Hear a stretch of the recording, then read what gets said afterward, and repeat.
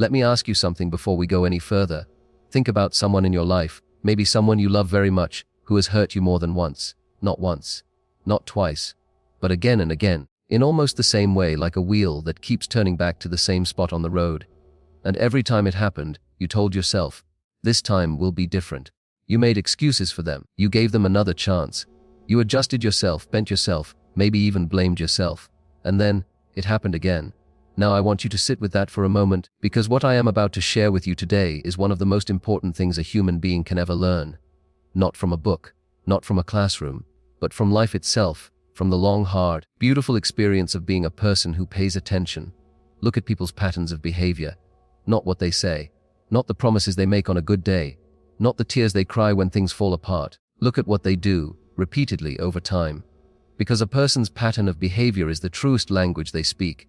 It is more honest than any word that ever came out of their mouth, and learning to read that language, really read it, without wishful thinking clouding your eyes.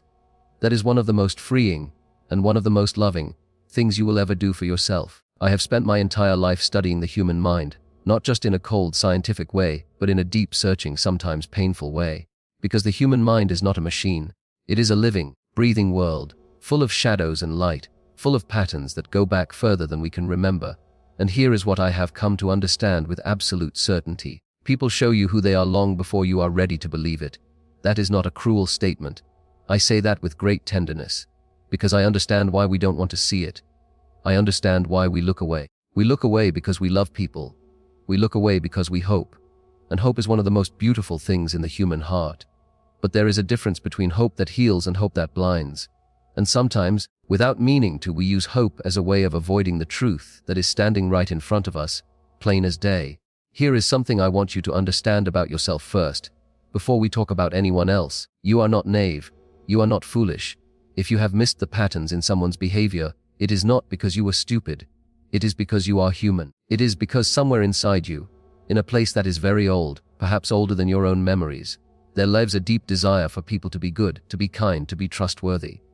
That desire is not a weakness. That desire is actually one of your greatest strengths. But like all great strengths, it can be misused.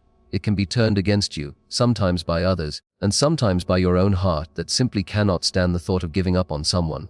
I have seen this in people of every age. But I will tell you honestly, I see it most deeply, most painfully, in people who are older. People who have given decades of their lives to others. People who have been patient in the way that only a person of real character can be patient. People who have carried things quietly that would have broken someone younger. People who even now, even after everything, still find themselves wondering, maybe I was too hard on them. Maybe if I had done something different, they would have been different. That is the voice I want to speak to today. That quiet, tired, still hopeful voice inside you. Because here is the truth I want to plant in your heart like a seed, and I want it to grow all the way through this talk today. Are you ready? Here it is. You cannot change a pattern you refuse to see. Say that again inside yourself. You cannot change a pattern you refuse to see. Now I am not just talking about other people's patterns. I am also talking about your own. The pattern of always forgiving before anything has actually changed. The pattern of making yourself smaller so someone else can feel bigger. The pattern of giving more and more to people who take more and more without ever asking how you are doing. These are patterns too. And they matter just as much. Looking at patterns of behavior is not about becoming suspicious of people. It is not about closing your heart. I would never ask you to close your heart. Your heart is one of the most valuable things about you, and I know how much it has already been through. But an open heart does not have to be a blind heart. Love does not require you to pretend not to see what is clearly in front of you. Real love, the deep, mature, hard-won love that people your age carry, real love includes truth. It includes the ability to look at a situation clearly and say, this is what I see. This is what is really happening here. And that takes courage, more courage than most people realize. Here is what I have noticed over many years of sitting with people, listening to their stories, watching what happens inside them when they finally allow themselves to see clearly. There is always a moment. Sometimes it comes suddenly, sometimes it comes slowly like a light growing at the edge of the morning, when a person finally stops making excuses and simply looks. Just looks at what is actually there, at the real pattern, not the one they wished was there. And in that moment, something remarkable happens. Something shifts, something inside them, something that has been held very tight, maybe for years, maybe for decades, begins to loosen. Not because the situation got better, not because the other person suddenly changed, but because they stopped fighting against what was true. They stopped spending all their energy trying to make reality into something it wasn't. And in that releasing, in that quiet surrender to what is real, they find something they hadn't expected to find. They find themselves again. I have seen this happen in people who were well past 60. People who thought, honestly thought, that it was too late for them to see things differently. People who had been carrying the same painful dynamic with the same person for 30, 40 years. And when they finally allowed themselves to look, really look, at the pattern, not with anger, not with bitterness, but with clear, honest, open eyes, something in them woke up, something that had been sleeping for a very long time. That is what I want for you today. I want that for you more than I can say. Now let me tell you something about patterns, because I think it is important that we understand what a pattern actually is. A pattern is not one bad day. A pattern is not one mistake. Every person on this earth has bad days. Every person makes mistakes. I have made mistakes. You have made mistakes. That is not what we are talking about. A pattern is what happens consistently, repeatedly, almost predictably, over a long stretch of time. A pattern is when you could almost finish the story before it happens, because you have seen it so many times before. A pattern is when your body already knows what is coming even before your mind has caught up. You know that feeling, don't you? When your stomach tightens before they even open their mouth. When you feel yourself bracing without quite knowing why. When you start choosing your words very carefully around a certain person, like you are walking through a room full of things that might break. That tightening, that bracing, that careful choosing, your body is reading a pattern. Your body has been paying attention even when your mind was busy making excuses. And your body, let me tell you, very rarely lies. This is something I want you to really hear, because it matters deeply. Your feelings are not overreactions. Your instincts are not paranoia. When something inside you has been quietly saying for a long time that something is not right, that something is worth listening to, not acting on blindly, no, but listening to, sitting with, taking seriously, because that quiet inner voice is not your fear talking. That is your wisdom talking. And wisdom, especially the kind that comes from a long life full of real experience, deserves to be heard. I think about how many people I have known over the years who silenced that voice, not because they were weak.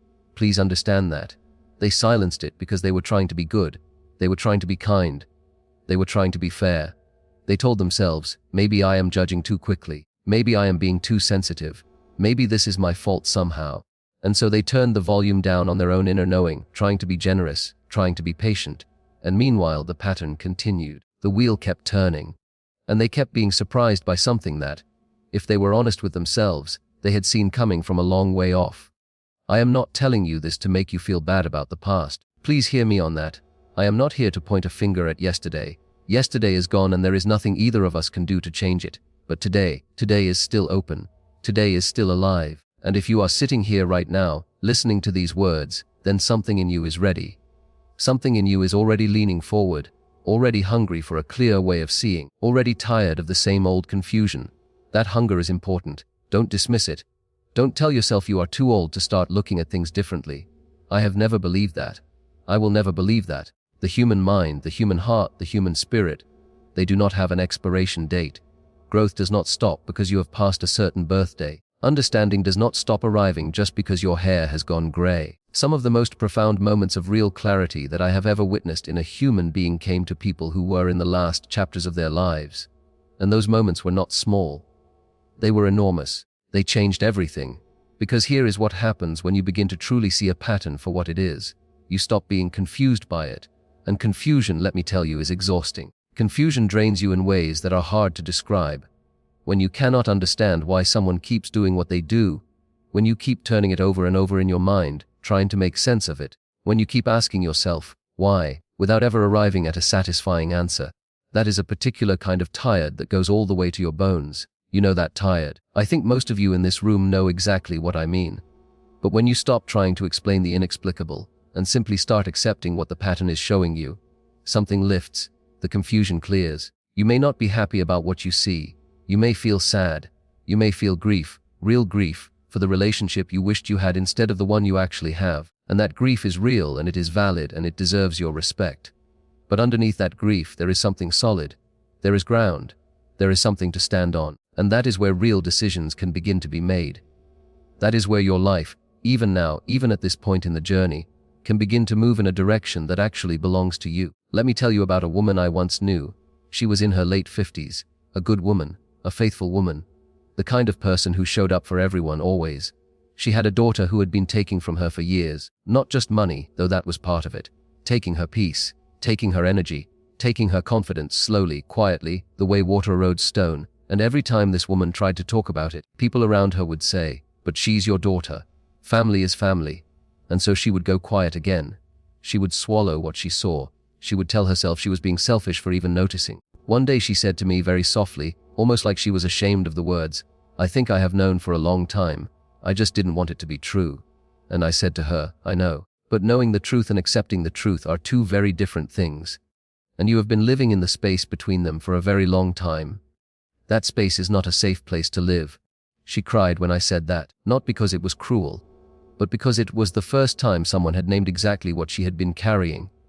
And there is something about being truly seen, truly understood, that cracks something open in a person, something necessary, something healing. That is what the truth does when you finally let it in. It hurts, yes, but it is the kind of hurt that comes before healing, like cleaning a wound. Nobody enjoys it, but you cannot heal what you refuse to clean. And I want to say something here that I feel very strongly about. Something that I believe with everything in me. God sees the patterns too. He has always seen them, long before you did. And He was not waiting for you to figure everything out on your own. He was with you in every moment that confused you. He was there in every sleepless night when you turned things over and over in your mind. He was there when you made the excuses, when you gave the extra chances, when you carried things you were never meant to carry alone. He saw all of it, and He never once thought less of you for it. Not once. But I believe He is also a God who calls us toward truth, not toward comfortable blindness, not toward a peace that is really just avoidance dressed up in quiet clothes. He calls us toward real peace, the kind that can only come when we are willing to see clearly and trust Him with what we see. There is a reason wisdom is spoken of so highly in the oldest, deepest writings we have. Not cleverness, not intelligence, wisdom, the kind that comes from living, from paying attention, from letting experience teach you something real. And part of that wisdom is exactly this. Learning to read the patterns around you and respond to them honestly, not with cruelty, but with clarity. Because here is the urgent thing.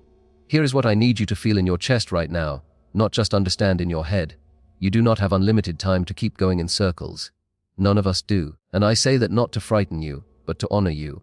To honor the life you still have in front of you. The years that remain are precious. Every single one of them. Every single day. And you deserve to spend those days moving forward, not standing in the same painful spot wondering why the wheel keeps turning back to the same place. You have already given so much patience, so much love, so much of yourself. And none of that was wasted, not really. But now is the time to take what you have learned from all those years of giving, all those years of watching, all those years of quietly knowing things you were not quite ready to say out loud, and let that knowing finally be enough to move you. Not away from love, never away from love, but toward a love that is healthier, toward a life that is truer, toward a version of yourself that is no longer shrinking, no longer apologizing for seeing what you see, no longer carrying weight that was never yours to carry in the first place. And as I say that, my heart breaks a little, because I know some of you are sitting there right now with tears very close to the surface. I know some of you came into this room today carrying something heavy, something you haven't told anyone about, something you've been managing alone, quietly, the way you've managed most things in your life, quietly, faithfully, without complaint. I see you. I want you to know that. I see you. And I want to ask you something gently, something I ask with nothing but love. Have you forgiven them? Not for their sake, not because what they did was acceptable, not because the pattern wasn't real or wasn't painful, but for your sake. For the sake of that heart of yours that has been holding on to the weight of it for far too long, because unforgiveness is one of the heaviest things a human being can carry. And I have seen what it does to people over time. It doesn't punish the person who hurt you. It punishes you. It sits inside you like a stone, getting heavier every year, pressing down on your joy, pressing down on your peace, pressing down on your ability to receive the good things that are still waiting for you. Forgiveness is not saying it was fine. Forgiveness is not pretending it didn't happen. Forgiveness is not going back and opening the door to more of the same pain. Forgiveness is simply putting down the stone. It is saying, I am not going to let what you did to me define the rest of my life. It is one of the bravest, most powerful things a human being can do.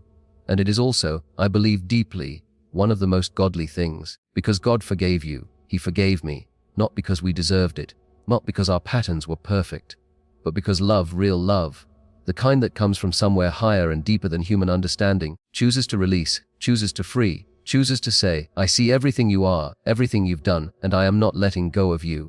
And here is where I have to be honest with you, truly honest, because I care about you too much to be soft when soft is not what you need. Some of the patterns you need to look at are not just in other people. Some of them are in you. I know that is hard to hear, but please stay with me, because I am saying this with so much love it almost hurts to hold it. Maybe there is a pattern of running from God when things get difficult. Maybe there is a pattern of turning to worry instead of prayer. Maybe there is a pattern of telling yourself you will get right with Him when things settle down, when life gets a little easier, when you have more time, more energy, more clarity. But life doesn't settle down on its own, and tomorrow is never guaranteed to any of us. Not to me, not to you. And God is not far away waiting for you to get yourself perfectly together before He will receive you. That is not who He is. He is close. Right now in this very moment He is close. He is not disappointed in your struggle. He is not tired of your questions. He is not keeping a cold, distant score of every time you fell short. He is a father, a real father, the kind who watches for you, the way that father in the old story watched the horizon every single day, waiting for his child to come home. He is watching for you. And if there is something between you and Him right now, some distance you have allowed to grow, some quiet drifting that happened so slowly you barely noticed it, I am asking you today, with everything in me, to turn back. Not tomorrow. Not when things are better now. In whatever honest, imperfect, halting words you have available to you right now. Just turn back, because here is what I know about God and patterns. When you bring your patterns to Him honestly, when you stop hiding them even from yourself and lay them out before Him like an open book, He does not look away. He leans in. He meets you exactly where you are. And He begins, gently, the way only He can, to work in those deep places that no human hand can reach. And that is where real change lives. Not on the surface, not in the promises we make to ourselves on a good morning, but down deep, in the places we don't show anyone, in the rooms inside us we have kept locked for years. That is where He does His best work, and He is not afraid of what is in those rooms. He has seen it all already, and still He comes, still He knocks, still He waits with more patience than any human being could ever manage. So here is what I want to leave in your heart today, not just as words, but as something you carry out of this room and into the rest of your life. Start paying attention. Quietly, honestly, lovingly, start paying attention to the patterns around you and the patterns inside you, not with suspicion, not with judgment, but with the clear, steady, gentle eyes of someone who has decided that truth matters, that your life matters, that the time you have left is sacred and worth protecting. Look at what people do, not just what they say. Look at what you do, not just what you intend.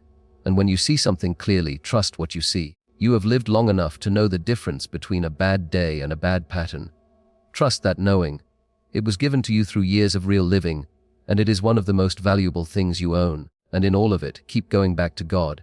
Every morning, every evening, in the middle of the night when the worry creeps in and the questions have no answers. Keep going back, not because you are perfect, but because He is faithful. And His faithfulness does not depend on yours. It never has, it never will. You are not too old to be transformed. You are not too tired to begin again. You are not too far gone for grace to find you right where you are standing. I believe that with everything in me. The patterns of your past do not have to be the patterns of your future. That is the most powerful thing I know. And I say it to you today not as a theory, not as a nice idea, but as a truth that has held up under the full weight of a human life. Walk forward. See clearly. Forgive deeply. Trust God completely. And never ever stop believing that the best is not behind you.